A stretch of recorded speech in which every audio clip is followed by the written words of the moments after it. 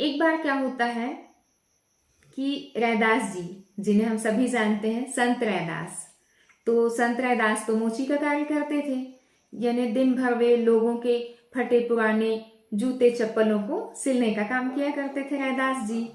अब होता क्या है कि रैदास जी की मुलाकात एक साधु से होती है और साधु जी के साथ में उनकी बातचीत होती है। बातचीत के दौरान साधु जी उनसे कहते हैं सोमवती अमावस्या के दिन रैदास हमें गंगा स्नान के लिए चलना है।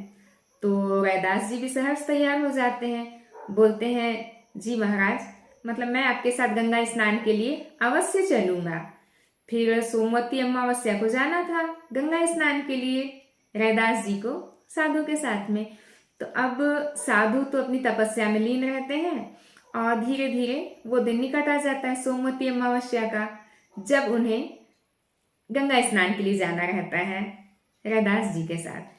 तो साधु अपने निश्चित समय पर रैदास के पास पहुंचते हैं, रैदास जी के पास, और कहते हैं रैदास चलो आज सोमवती अमावस्या है और हमें गंगा स्नान के लिए जाना है। तो उस वक्त तो रैदास जी अपने पास जो जूते चप्पल सिलने के लिए आए रहते हैं उन्हें सिलने में मगन रहते हैं। तो वे साधु से कहते हैं कि बोले महात्मन एक काम कीजिए, मैं तो अपने कार्य में व्यस्त हूँ और मैं अपने कार्य को छोड़कर गंगा स्नान के लिए नहीं जा सकता हूँ, इसलिए आप मेरे पास से ये सिक्के लेकर जाइए और इस सिक्के को आप गंगा में मेरी ओर से समर्पित कर दीजिएगा। वो महात्मा रैदास जी के पास से सिक्का लेते हैं और सिक्का लेकर गंगा स्नान के लिए चले जाते हैं।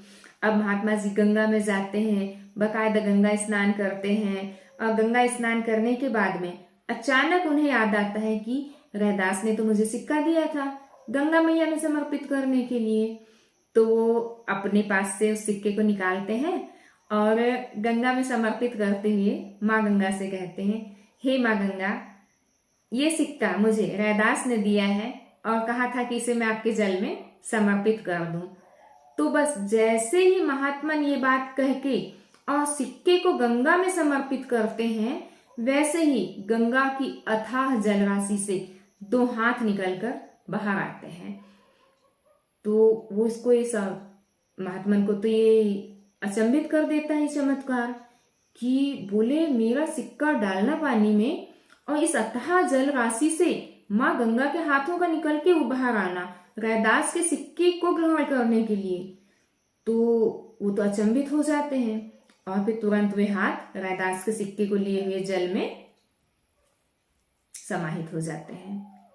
तो जब महात्मन स्नान करने के बाद में रैदास के पास आते हैं और कहते हैं रैदास, सारी घटना सुनाते हैं, कहते हैं रैदास पर तुमने जो सिक्का दिया था उस सिक्के को जब मैंने जल में डाला तो ये चमत्कार कैसे संभव था।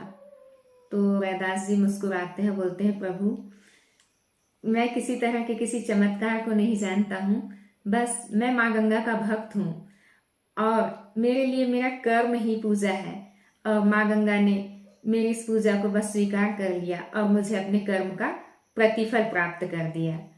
बस मैं यहीं से इतने में ही प्रसन्न हूँ प्रभु, यही मेरी साधना है। मेरा कर्म ही मेरे लिए मेरी सबसे बड़ी पूजा है, मेरा कर्म ही मेरे लिए गंगा स्नान है। तो दोस्तों कर्म ही पूजा है, उसे यदि हम सच्चे मन के साथ में करते हैं और अपने कर्म को भगवान को समर्पित करते जाते हैं, हमारे कर्म ऐसे होना चाहिए जिन्हें हम ईश्वर को समर्पित कर सकें। और जब हम अपने कर्मों को ईश्वर को समर्पित करें तो ईश्वर स्वयं प्रसन्न हो और हमारे हर कार्य में सहायक हो, हमारा हर कार्य ईश्वर का कार्य हो। हम किसी कार्य को करने का सोचें और बस ईश्वर उसमें सहायक हो जाए, इससे ज्यादा और क्या। नमस्कार।